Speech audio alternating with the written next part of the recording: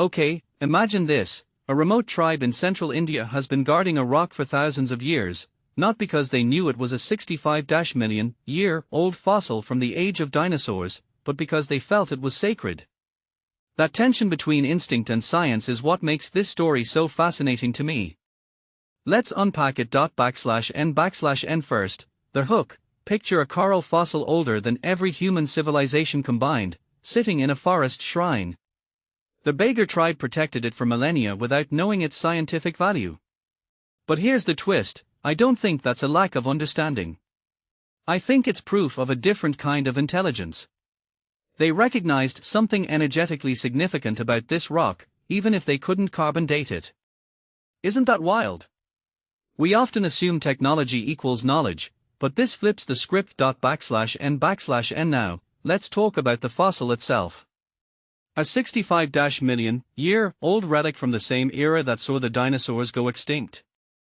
That's not just old, it's a literal time capsule from one of Earth's most dramatic resets. The asteroid impact in Mexico, the Deccan Traps volcanoes, this fossil survived it all.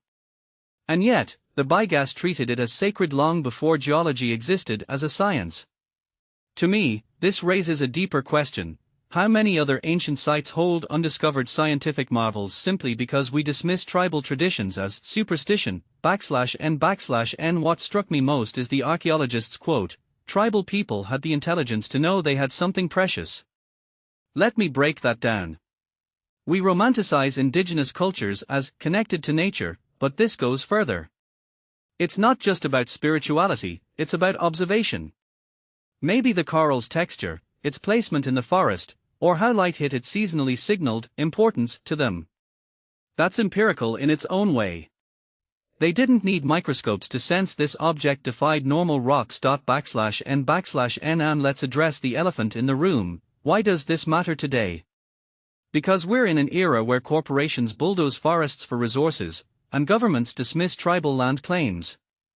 But here's the kicker, this tribe's ancestral stewardship preserved a geological treasure that scientists only now recognize. If we'd listened to indigenous groups more often, how many ecosystems, artifacts, or climate solutions might still exist? The Baigas weren't lucky to stumble into science. They were right in a way modernity is only beginning to validate. /n/n Finally, the broader implication, this fossil isn't just about the past. It's a metaphor for what we're losing in the present.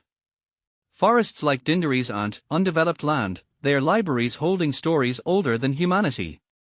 When tribes protect these spaces, they are not just preserving their culture, they are safeguarding data points for Earth's entire biological history. So here's my closing thought. What if the next breakthrough in paleontology, medicine, or environmental science isn't found in a lab, but in a shrine guarded by people who've been watching the land far longer than we've been measuring time?